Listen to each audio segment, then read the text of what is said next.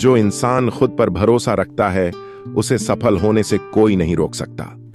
ये कहानी है एक छोटे से गांव में रहने वाली लड़की की, जिसने खुद पर भरोसा रखा और फिर उसे सफल होने से कोई नहीं रोक पाया। गांव का नाम था बृंदा, एक शांत सा इलाका जहां मंदिर की घंटियों की आवाज सुबह की हवा में घुलती थी। लोग सूरज निकलने से पहले उठते, मंदिर जाते और दिन की शुरुआत भगवान के नाम से करते। इसी गांव में एक लड़की रहती थी, कविता। सीधी सादी, मंदिर की घंटी से पहले उठ जाने वाली। माँ बाप नहीं थे, वो अपनी बूढ़ी नानी के साथ एक मिट्टी के घर में रहती थी। जीवन में सुख नहीं था, मगर चेहरे पर मुस्कान हमेशा रहती थी। उसका एक ही सहारा था, पूजा और भगवान। कविता हर सुबह उठती, गंगा जल से मंदिर धोती, खुद तुलसी में पानी देती और फिर घंटों बैठकर भगवान श्री कृष्ण का ध्यान करती। लोग कहते, इतनी पूजा करने से क्या मिलेगा? भगवान ने तुझे अब तक कुछ नहीं दिया।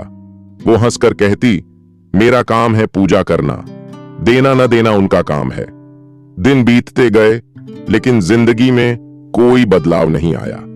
नानी की तबीयत बिगड़ती गई और खर्चे बढ़ते गए।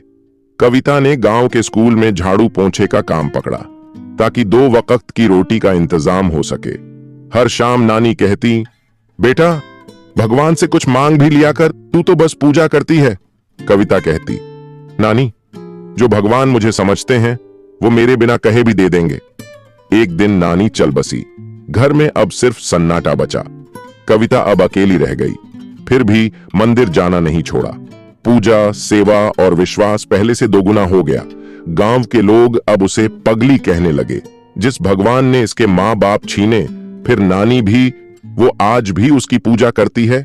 लेकिन कविता की आस्था डगमगाई नहीं।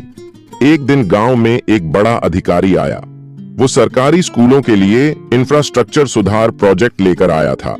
ड्राइवर बीमार हो गया तो उसे किसी स्थानीय मदद की जरूरत थी। गांव के प्रधान ने कहा, कविता को बुला लो। ये लड़की भले गरीब हो, मगर मेहनती और भरोसेमंद है। कविता को बुलाया गया। उसने अधिकारी की गाड़ी साफ की, पानी लाकर दिया और आसपास का स्कूल भी दिखाया। अधिकारी ने पूछा, तुम कहां काम करती हो? वो बोली, इसी स्कूल में झाड़ू लगाती हूं, लेकिन जब समय मिलता है तो बच्चों को भजन सिखाती हूं। वो मुस्कुरा उठा, तुम्हारे अंदर सेवा और सच्चाई है। तुम्हारी पूजा भगवान ने जरूर देखी होगी। कविता को उस दिन कुछ समझ नहीं आया। कुछ ही हफ्तों बाद गांव के स्कूल में एक चिट्ठी आई, नई शिक्षिका की भर्ती के लिए चयनित नाम कविता। सब दंग रह गए। जिस लड़की को कोई पगली कहता था, अब वही सरकारी स्कूल में अध्यापिका बनने जा रही थी। लोगों ने पूछा, तूने तो फॉर्म भी नहीं भरा था? कविता बोली, मैंने नहीं, शायद किसी और ने मेरी किस्मत लिख दी। उसी शाम गांव में अफसर का फोन आया। आपकी पूजा व्यर्थ नहीं गई कविता जी। मैं सिर्फ स्कूल सुधारने नहीं आया था, मैं असली श्रद्धा की तलाश में था। कविता की आंखों में आंसू थे। जिस भगवान को दुनिया शक करती थी, उस भगवान ने सबके सामने कविता की पूजा को सफल बना दिया।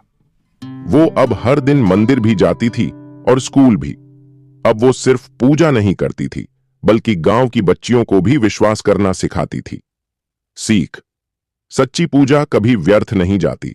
जो बिना मांगे भी भगवान में विश्वास रखता है, भगवान उसे वह भी दे देता है जो वो मांगना भूल गया होता है। Thank you for watching this video. If you enjoyed it, please hit the like button and the bell notification icon.